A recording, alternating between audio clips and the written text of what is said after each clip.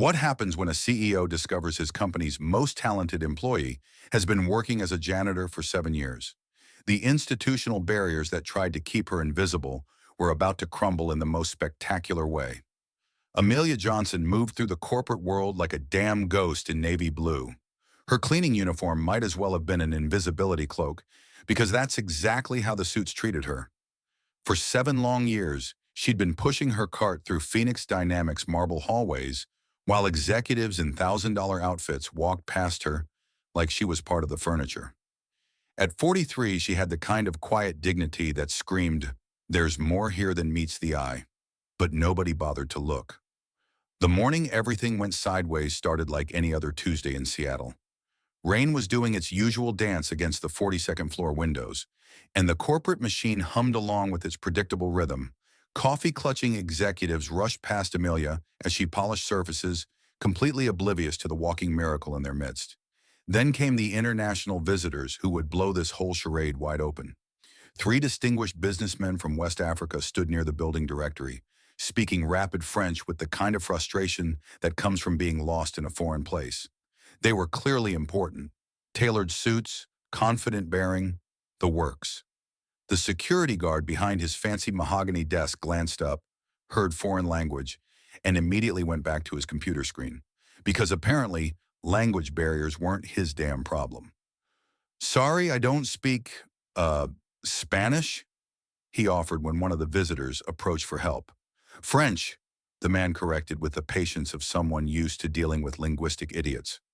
"We're looking for the emerging markets department. We have a 9 o'clock appointment."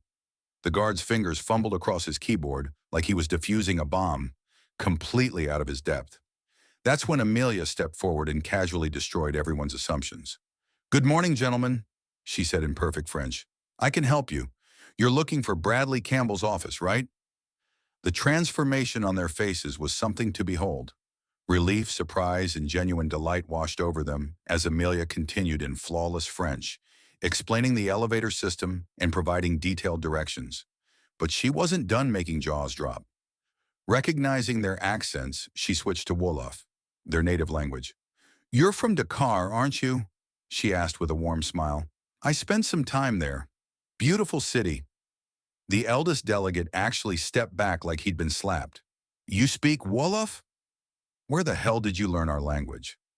"I lived in West Africa for several years," Amelia replied smoothly. "It's an honor to welcome you to Seattle." As if this linguistic circus wasn't impressive enough, another group approached.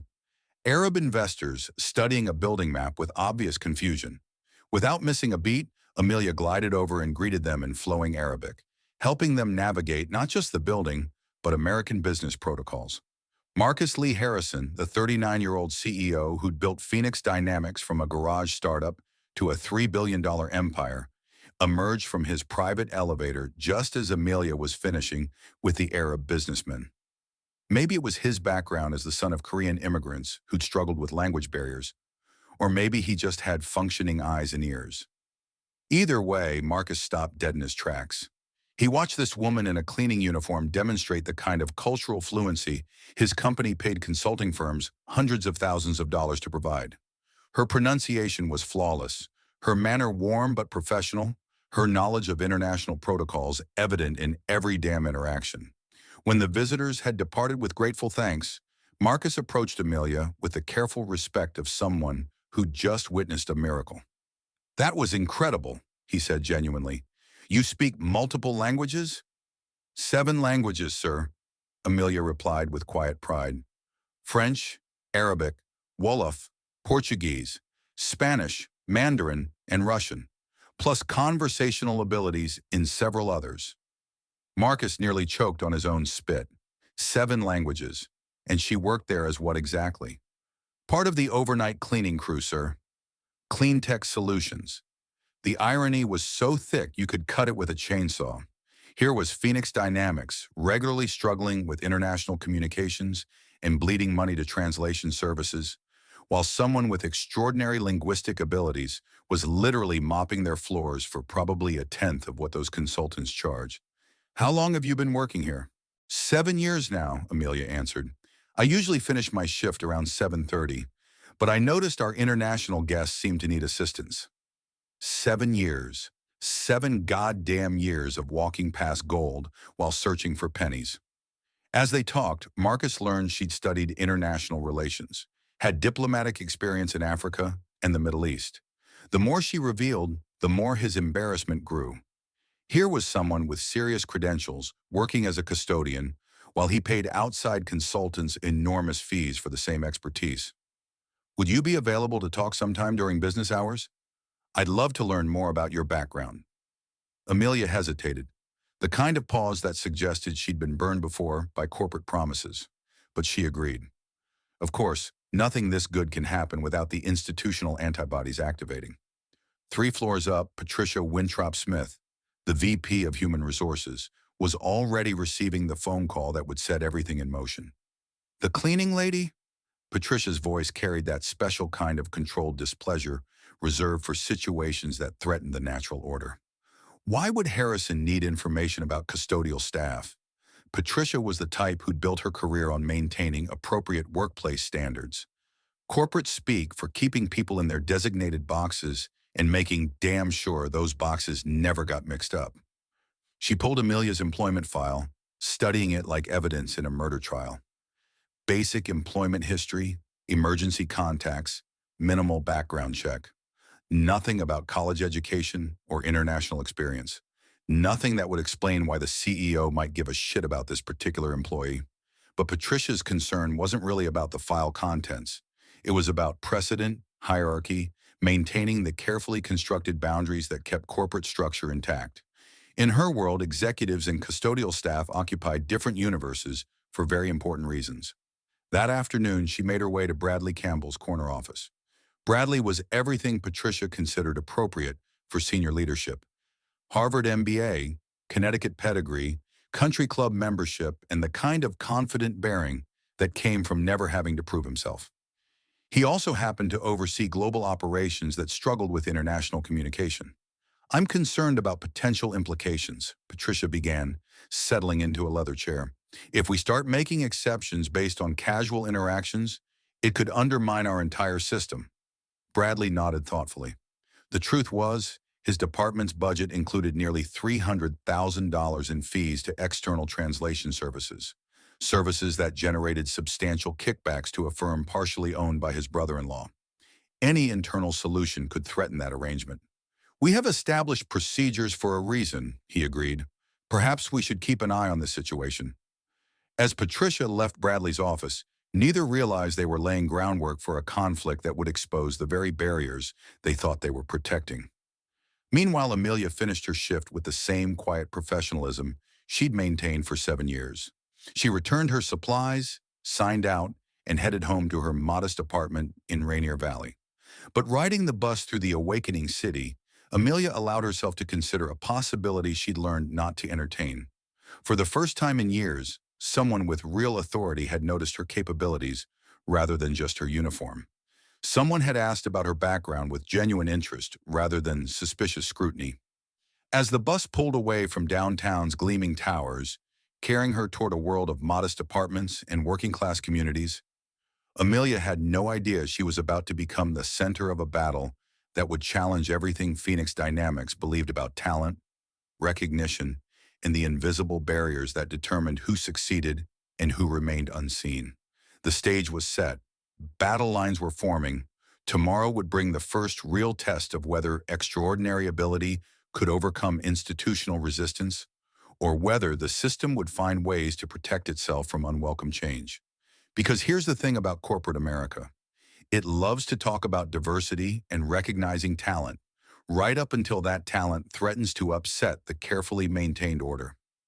And Amelia Johnson was about to become the most dangerous thing of all, living proof that genius doesn't always come with the right pedigree, the right connections, or the right uniform.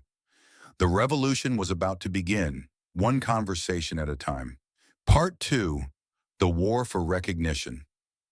The next morning hit Seattle with the kind of crisp October clarity that made you forget why everyone bitches about the rain. Marcus Harrison stood in his corner office, watching the city wake up 42 floors below, but his mind was stuck on yesterday's bombshell. The uncomfortable truth was eating at him. His company might be sitting on extraordinary talent while paying through the nose for outside consultants. At 9:15 sharp, his assistant knocked and delivered a thin manila folder that would prove just how spectacularly they'd been screwing up. The employment file you requested, Mr. Harrison, for Amelia Johnson.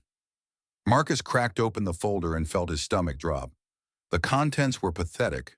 Basic contact info, emergency contacts, a standard background check for custodial positions, and employment dates going back 7 years. Not a damn word about education, previous career experience, or the linguistic wizardry he'd witnessed firsthand. This cannot be complete, he muttered, flipping through the measly pages again. What Marcus didn't know was that 18 floors below, Patricia Winthrop Smith was already launching what she considered a necessary preemptive strike. The call came to Amelia's cell phone at 11:30, right as she was picking out plantains in the International District. Ms. Johnson, this is Patricia Winthrop Smith from Phoenix Dynamics Human Resources. I need you to come in this afternoon for a routine compliance review. Amelia froze in the produce aisle, plantains still in hand. If you've ever worked in corporate America, you know there's nothing routine about a compliance review that comes out of nowhere. A compliance review? Has there been some issue with my performance? Nothing specific, Patricia replied with the kind of professional smoothness that screamed trouble. We're conducting periodic reviews of all service personnel. Standard procedure. Can you be here at 2? Standard procedure, my ass. Amelia had learned to read between the lines of corporate bullshit. Routine compliance review was code for someone's looking to nail you to the wall. At 2 p.m. sharp, Amelia presented herself at the Human Resources reception on the 35th floor. She'd changed into a simple but professional outfit, which apparently drew stares from other employees who weren't used to seeing the cleaning lady dressed like a human being. Patricia's office was a pure corporate theater. Mahogany furniture, diplomas from fancy universities, and enough employment law books to choke a horse. Patricia herself sat behind that imposing desk like a judge about to hand down a death sentence. Please sit down, Ms. Johnson. Amelia took the chair across from the desk, maintaining the same composed dignity that had impressed international visitors the day before. I've been reviewing your employment record, Patricia began, opening a file that seemed mysteriously thicker than yesterday. 7 years with Cleantech Solutions, working nights here at Phoenix Dynamics, generally satisfactory performance reviews. Thank you. However, there have been some concerns raised about boundaries. Here we go. Amelia leaned forward slightly. What kind of boundaries? Well, it's come to my attention that you've been interacting with building visitors in ways that go beyond your job responsibilities. While I'm sure your intentions were helpful, we have protocols for managing guest services.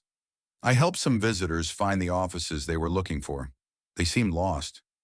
I understand, but you see, we have professional staff trained specifically for guest relations.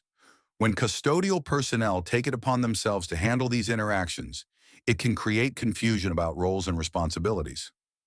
Amelia studied Patricia's face, recognizing the careful corporate doublespeak.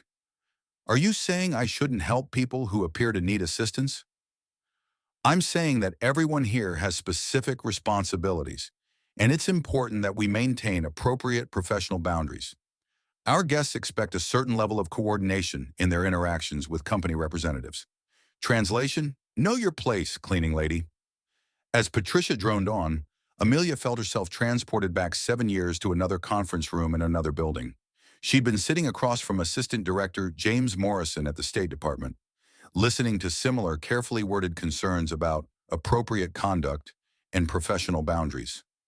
Back then, she'd been wearing a tailored Navy suit instead of a cleaning uniform, but the bureaucratic bullshit sounded exactly the same.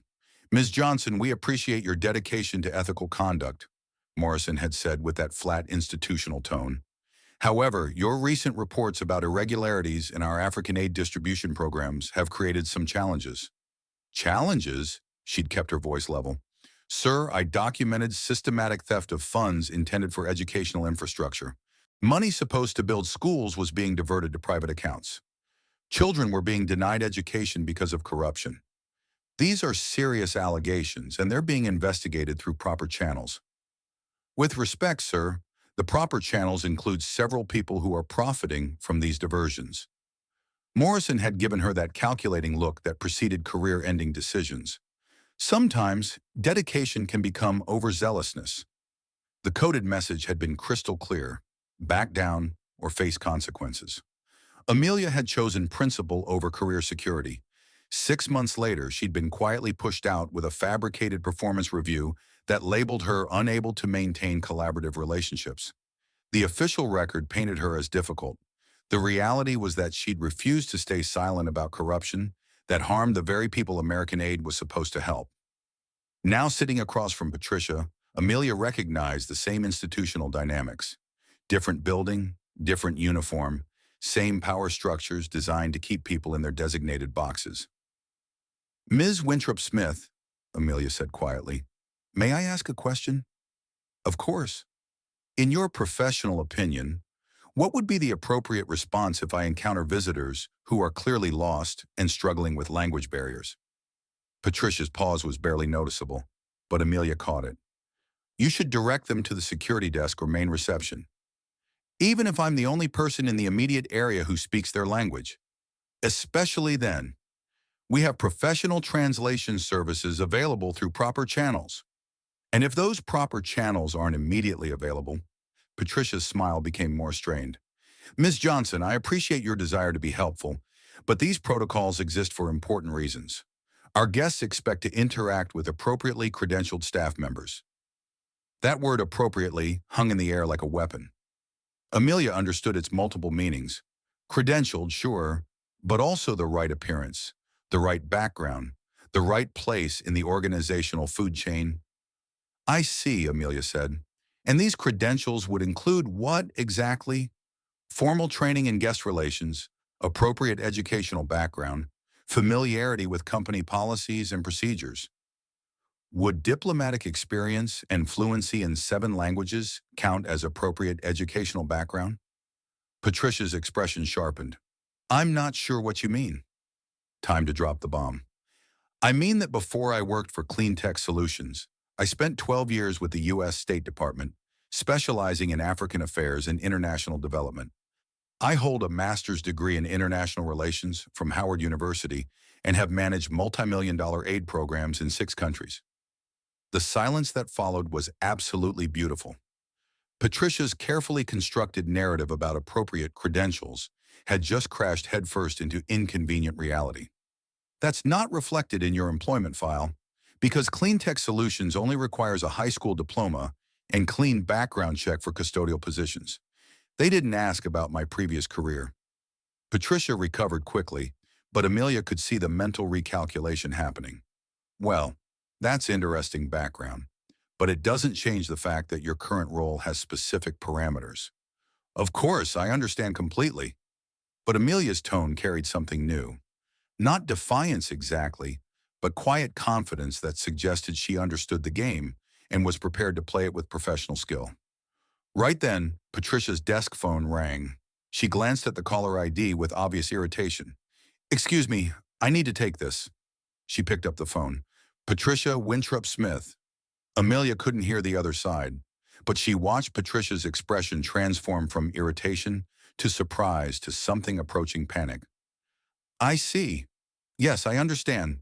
We'll address this immediately." Patricia hung up and looked at Amelia with newly complicated eyes. "That was Mr. Harrison's office. Apparently, the Senegalese delegation you spoke with yesterday has requested specifically to work with you on their renewable energy partnership. They've told Mr. Harrison that you're the first American they've encountered who truly understands both their language and their business culture." The irony was absolutely delicious. Patricia had just finished explaining why Amelia was inappropriate for guest relations, only to learn that international partners were specifically requesting her involvement. "They're scheduled for a follow-up meeting tomorrow morning," Patricia continued, her voice carefully controlled. "Mr. Harrison has asked that you be available to assist with cultural consultation." Amelia nodded professionally. "Of course, I'd be happy to help in whatever capacity would be most useful." As Amelia left Patricia's office, she could feel the seismic shift that had just occurred. The institutional machinery designed to keep her in her assigned place was starting to encounter resistance from unexpected quarters. International partners who valued competence over credentials were disrupting carefully maintained hierarchies, but Amelia knew this kind of disruption rarely went unchallenged. Tomorrow's meeting would be more than business consultation. It would be a test of whether merit could overcome institutional inertia and whether her years of diplomatic training would prove stronger than the forces aligned to keep her invisible. The battle lines were drawn, and both sides were preparing for a confrontation that would determine not just Amelia's future, but what principles Phoenix Dynamics truly valued when those principles were put to the test. Because here's the thing about corporate bureaucracy, it hates nothing more than being proven wrong by someone it's already written off, and Amelia Johnson was about to become living proof that their entire system was built on bullshit assumptions. The revolution was coming, whether they liked it or not. Part 3. The Triumph of Truth. The morning of the big meeting hit Seattle with the kind of crystal clarity that made the downtown skyline look like a goddamn promise. Marcus Harrison arrived at the office an hour early, reviewing the renewable energy partnership proposal that could transform Phoenix Dynamics' presence in West African markets. We're talking $50 million in initial contracts with potential expansion to $200 million. Not exactly pocket change. At 8:30, Bradley Campbell strutted into the 31st floor conference room with his usual air of superiority, leather portfolio in hand, and wearing the expression of someone who considered international negotiations his birthright. Patricia Winthrop-Smith followed, supposedly to observe and ensure appropriate protocol compliance, which everyone knew meant making sure nobody stepped out of their designated box. "Where's our translator?" Bradley asked, checking his watch like time was personally offending him. "Delayed in traffic," Marcus replied, "but we have Ms. Johnson available to assist with cultural consultation and translation if needed." Bradley's expression soured faster than milk in the sun. "The custodial worker? Marcus, this is a $50 million negotiation. Don't you think we need someone with more appropriate credentials? She speaks fluent French and Wolof, and she established excellent rapport with them yesterday." "Rapport is one thing," Patricia interjected smoothly, "but high-level international negotiations require understanding of complex business terminology, legal nuances, cultural protocols. Perhaps we should reschedule until our certified translator is available." Translation. Let's not let the cleaning lady embarrass us in front of important people. Before Marcus could respond, his assistant appeared. "Mr. Harrison, the Senegalese delegation has arrived. They're asking specifically for the lady who spoke such beautiful Wolof yesterday." Marcus smiled. "Send them up, and please ask Ms. Johnson to join us." 10 minutes later, the conference room looked like a scene from corporate theater. 3 Senegalese businessmen in impeccable suits, Marcus at the head of the polished table, Bradley with his portfolio spread like he was conducting a military operation, Patricia positioned strategically near the door, and Amelia entering quietly in professional business attire that somehow managed to look both modest and authoritative. The moment Amelia greeted the delegation in fluent French, asking about their hotel and comfort, the transformation was immediate. Their formal business mask dissolved into genuine warmth as they responded enthusiastically, then switched to their native language with obvious delight that someone actually understood them. Bradley cleared his throat like a foghorn. "Perhaps we could conduct this meeting in English, since it is, after all, an American business meeting." Dr. Mamadou Diallo, the eldest delegate, looked puzzled. "Of course we speak English, but it is so rare to find Americans who make the effort to communicate in our languages. It shows respect." "Absolutely," Marcus agreed. "We want to ensure everyone is completely comfortable." For the next 20 minutes, Bradley attempted to steamroll the conversation with Phoenix Dynamics' standard corporate presentation, the kind of business speak that had impressed American clients for years. But something was seriously wrong. The Senegalese delegates responded politely, but without enthusiasm, their body language screaming growing reservations. Finally, Dr. Diallo addressed Amelia directly in French, expressing concerns that their proposal talked about technology transfer and capacity building, but didn't address how local communities would actually benefit from the partnership. Amelia translated, then listened as he continued in Wolof, expressing deeper concerns about previous foreign partnerships that had promised community development but delivered primarily to international shareholders. He's explaining, Amelia said carefully, that they've had bad experiences with foreign companies who promise community development but structure deals primarily to benefit external investors. They want to ensure that renewable energy projects actually provide power and economic opportunity to rural communities, not just profit extraction. Bradley waved dismissively. That's all covered in the capacity building section. Standard development protocol. Dr. Diallo spoke again, this time with visible frustration. Dr. Diallo says that standard development protocol is exactly what they're trying to avoid, Amelia explained. They want partners who understand that sustainable development means sustainable relationships, not just sustainable profit margins. The tension in the room was thick enough to cut with a knife. Bradley's jaw tightened as he realized his standard corporate bullshit was failing spectacularly. Look, he said, his tone becoming condescending. I understand there are cultural sensitivities here, but at the end of the day, this is business. We have shareholders to consider, profit margins to maintain. We cannot just— Excuse me, doctor. Diallo interrupted in careful English. Did you just say you cannot consider our community's welfare because of your profit margins? The silence that followed was absolutely deafening. Bradley had just articulated exactly the kind of extractive mindset that made the Senegalese delegation wary of American partnerships. Marcus felt the deal sliding away and looked desperately at Amelia. Is there a way to bridge this gap? Amelia was quiet for a long moment, then spoke with the measured precision of someone trained in diplomatic crisis management. Dr. Diallo, if I may, I believe there's been a fundamental miscommunication about Phoenix Dynamics' approach to international partnerships. Mr. Harrison, would you be open to restructuring this discussion around long-term mutual benefit rather than standard corporate metrics? Marcus nodded immediately. Absolutely. Bradley, Patricia interjected sharply, perhaps you should take the lead here. After all, international negotiations are your area of expertise. But Bradley was floundering like a fish on dry land, clearly out of his depth when faced with partners who prioritize values over quick profits. Dr. Diallo studied the room dynamics with the shrewd assessment of someone experienced in reading international power structures. Then he addressed Amelia directly. You seem to understand our perspective in ways that others do not. What is your role here?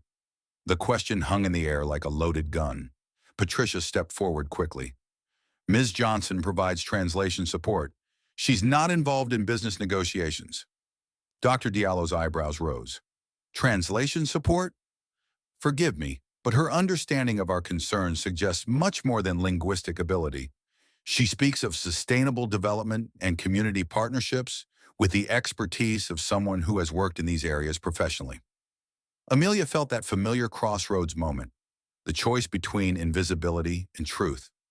She looked at Marcus, who nodded encouragingly. Time to drop the nuclear bomb.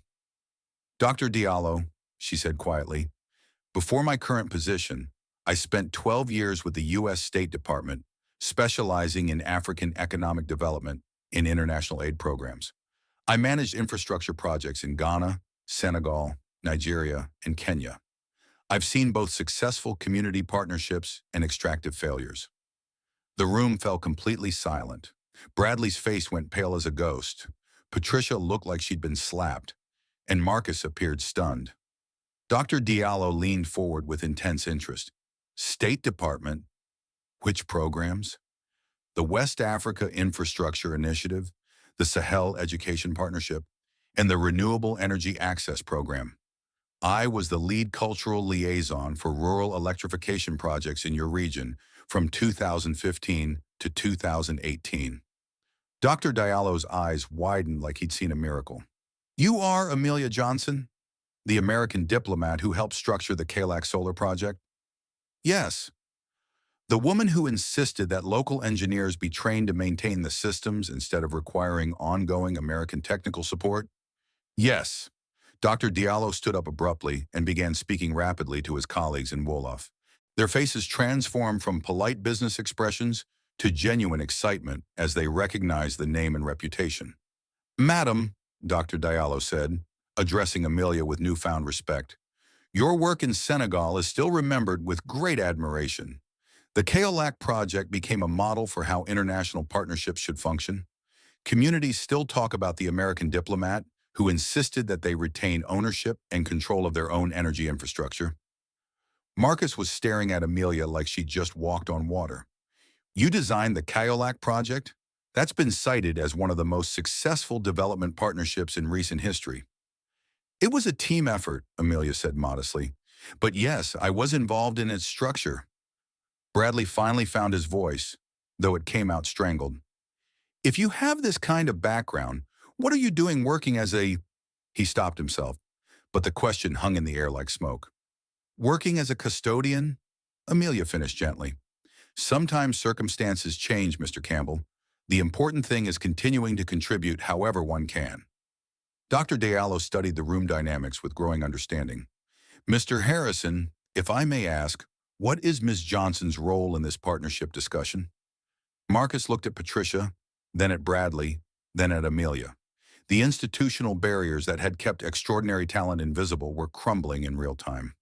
Dr. Diallo, Marcus said slowly, I'm beginning to realize that Ms. Johnson should be leading this discussion, not supporting it. With all due respect, Patricia interjected desperately, we have established protocols for international negotiations. Mr. Campbell has been specifically trained. Ms. Winthrop Smith, Dr. Diallo interrupted politely.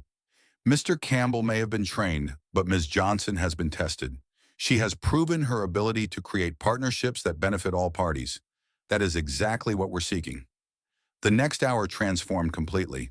With Amelia facilitating, the conversation shifted from extraction-focused profit maximization to sustainable partnership development. She helped Phoenix Dynamics understand that long-term success in African markets required genuine commitment to community benefit, while showing the Senegalese delegation how American technological expertise could be shared rather than imposed. By the meeting's end, they had outlined a partnership structure that would train local engineers, ensure community ownership of infrastructure, provide ongoing technical support rather than dependence, and create profit-sharing mechanisms for additional community development projects. This, Dr. Diallo said as they prepared to leave, is the kind of partnership we have been hoping to find. Mr. Harrison, your company is fortunate to have someone of Ms. Johnson's caliber. After the delegation departed, the conference room fell into stunned silence. Marcus was the first to speak.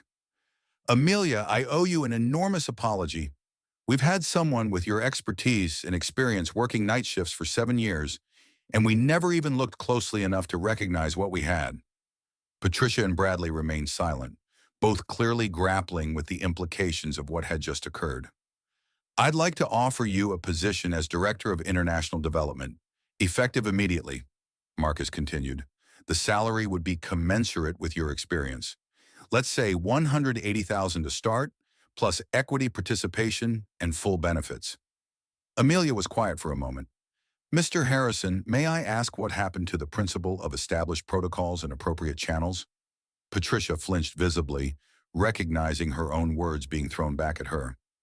I'm learning that sometimes our protocols are barriers to recognizing excellence rather than pathways to finding it, Marcus said seriously. If our systems consistently overlook people like you, then our systems need to change.